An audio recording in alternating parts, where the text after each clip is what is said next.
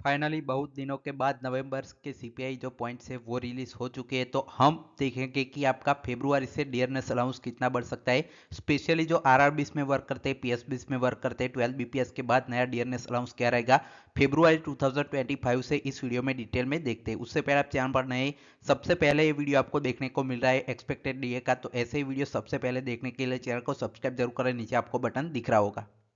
तो आप स्क्रीन पर देख सकते हैं थोड़े ही मिनट्स अगो यहाँ पे लेबर ब्यूरो आपकी मिनिस्ट्री है, उन्होंने ये जारी किया है सीपीआई एडब्ल्यू के पॉइंट्स। एक्चुअली जो पॉइंट्स है वो आपके दिसंबर एंड में आ जाने चाहिए नवंबर के, लेकिन अभी कुछ यहाँ पे महीनों से ऐसा ट्रेंड चल रहा है कि ये जो आंकड़ा है वो डिले होता जा रहा है। नेक्स्ट मंथ आपको देखने को मिलता है, तो 10 दिन से ये जो आंकड़ा है वो डिले है आपका। लेकिन आपकी जो मेन इंपॉर्टेंट पॉइंट है वो देखिए, नवंबर के आंकड़े हैं वो 144.5 आपके सीपीआई डब्ल्यू के पॉइंट से, जो बहुत ही बुरी खबर है, क्योंकि यहाँ पे अक्टूबर के जो पॉइंट्स है वो भी सेम थे। 144.5 अक्टूबर के भी पॉइंट्स थे, नवंबर में भी ये सेम पॉइंट्स आपको यहाँ पे देखने को मिल रहे हैं, जिससे आपका डियरनेस अलाउंस पर बहुत ही बुरा असर पड़ेगा, आगे जाके आपको दिखाता हूँ। तो आप स्क्रीन पर कैलकुलेटर देख सकते हैं फेब्रुआरी का आपको कैसे कैलकुलेट करना है। तो देखिए, अक्टूबर और नवंबर दिसंबर तीनों के यहाँ पे आंकड़े सीपीआई पॉइंट से, उस हिसाब से फेब्रुआरी का आपका जो डीए है वो कैलकुलेट होता है। पहले इन तीनों का एवरेज लेना होता है और उसको यहाँ पे माइनस करना होता है, एक मैं आगे जाके आपको कैलकुलेशन दिखाता हूँ। लेकिन देखिए, जो आपके नवंबर और अक्टूबर के पॉइंट्स ऑलरेडी रिलीज हो चुके हैं 144.5, ये आपके बढ़ने के जगह यहाँ पे सेम टू सेम कॉन्स्टेंटली बढ़े। अब देखिए, दिसंबर में डेफिनेटली ये आपको बढ़ते हुए नजर आएंगे।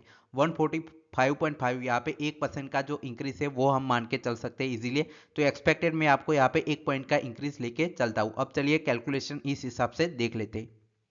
तो देखिए, इन तीनों का यहाँ पे एवरेज लेने पर क्या आ जाएगा, ये एक्सपेक्टेड है दिसंबर का, अभी तक रिलीज नहीं हुआ है, मैंने आपको पहले ही बताया है। जो दिसंबर का है वो आपका जैन एंड या आपका फरवरी स्टार्टिंग में रिलीज होगा, उसके बाद आपका नया डीए है वो यहाँ पे जारी किया जाएगा।